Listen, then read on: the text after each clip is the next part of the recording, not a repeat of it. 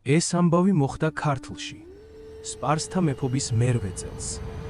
მაშინ, როცა ძალაუფლება უფრო ძვირი ღირდა, ვიდრე რწმენა, ქართლის მაშინდელი პიტიახში ვარსქენი, დაბადებიდან ქრისტიანი, დიდგვაროვანი კაცი, რომელსაც ცოლად ჰყავდა შუშანიკი, ვარდან მამიკონიანის ქრისტიანი ასული, მიდის სპარსეთის მეფის კარზე, კეთილგანწყობის მოსაპოვებლად. იქ ის უარყოფს ქრისტიანობას და იღებს ცეცხლ თაყვანის მცემლობას. გპირდებით, რომ ჩემს კანონიერ ცოლს და შვილებსაც მოვაქცევ თქვენს რჯულზე.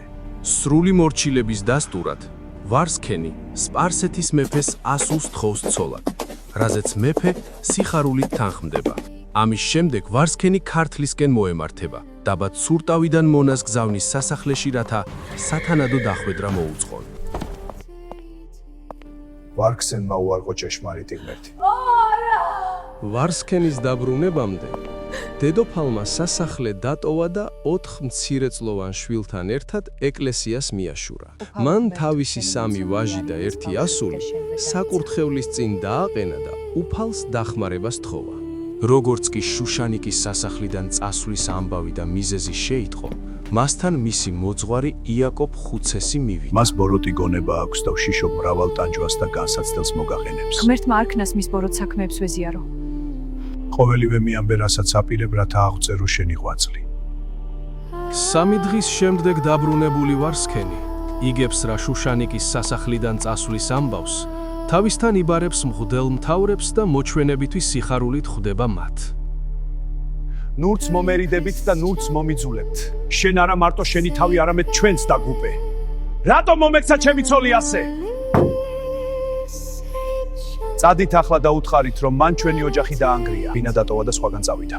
შემდეგ ვარსქენმა თავისი ძმა ჯოჯიკი, მისი ცოლი და კარის ეპისკოპოსი აფოცი გაგზავნა შუშანიკს და მკაცრად შეუთვალა სასახლეში დაბრუნებულიყო. და შენ ჯოჯიკ ჩემი მაზლი აღარ ხარ და არც შენი ცოლი აღარ არის ჩემი და რადგან მისი მომხრეები და მისი საქმეების თანაზიარნი ხართ.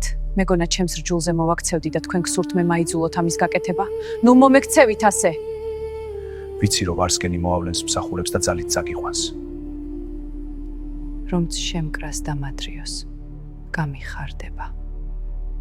ბოლოს, რადგან არ მოეშვნენ, ადგა ნეტარი შუშანიკი და თან გაჰყვა, თუმცა იცოდა, რომ გარდაუვალ სიკვდილზე მიდიოდა. 2 დღის შემდეგ ვარსქენი სასახლეში დაბრუნდა და მსახურებს უწევდა. ჯოჯიკთან და მის ცოლთან ვახშმობას ვაპირებ და ნურავი შეგვიშლის ხელს. გასაგებია. შედგინდებისას მოიყვანეს ჯოჯიკის ცოლი სავახშმოდ, რათა მოეყვანათ შუშანიკიც, რომელსაც ამდენი დღის მანძილზე არაფერი ეჭამა. მიირთვი რამე. როდის ყოფილა აქამდე ქალს და კაცს ერთად ეჭამათ პური? გასმედავ! გამხეცებული ვარსქენი ურტყამდა შუშანიკს და მძვინვარე მხეცივით ღრიალებდა.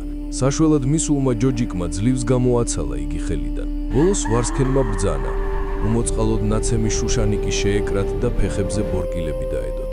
როდესაც ცოტა დაწყნარდა, ერთ-ერთმა სპარსმა სთხოვა შუშანიკისთვის ბორკილები აეხსნათ. ის დათანხმდა და ბრძანა ერთ პატარა ოთახში გადაეყვანათ და გარეთ მცველები დაეღენებინათ. მოგვიანებით ვარსქენმა მოინახულა უმოწყალოდ ნაცემი შუშანიკი და ბრძანა მასთან არავინ შეეშვა. შუშანიკის მოძღვარმა იაკობ ხუცესმა მოახერხა და ვარსქენის არყოფნისას შუშანიკის სანახავად შევიდა და როცა მისი ნაწამები სახე და სხეული იხილა, ხმამაღლა ატირდა. ნუ ტირი ჩემთვის, რადგან ეს ღამე სიხარულის დასაწყისად მეკცა. მარხვის დაწყებამდე შუშანიკი ისევ ეკლესიის მახლობლად მდებარე პატარა სენაკში გადავიდა და აღდგომამდე დღეები იქ გაატარა მარხვასა და ლოცვაში. აღდგომის მეორე დღეს ბრძოლიდან დაბრუნებული ვარსქენი ეკლესიაში მივიდა და ეპისკოპოს შუშანიკის სასახლეში დაბრუნება მოსთხოვა. დამიბრუნე ჩემი ცოლი, რატომ დამაშორე მას? რომელიც დედოფალს გამოეკომაგა, კვერთხი გადახდა. შუშანიკი კი მიწაზე თრევით წამოათრია სასახლის ეზომდე, სადაც ის გონის დაკარგვამდე სცემა. ამის შემდეგ ბრძანა მისთვის ყელზე ბორკილი დაედოთ და საპყრობილეში ჩაეგდოთ, რათა იქ მომკვდარიყო.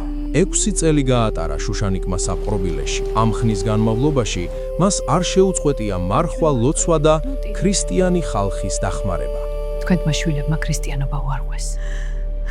ამან ყველაზე მეტად ადგინა გული. სიკვდილის წინ შუშანიკმა დაიბარა კარის ეპისკოპოსი აფოცი. მისივე თხოვნით ის იმ ადგილას დაკრძალეს, საიდანაც ვარსქენმა ძალით წამოათრია. ის მიიცვალა 17 ოქტომბერს.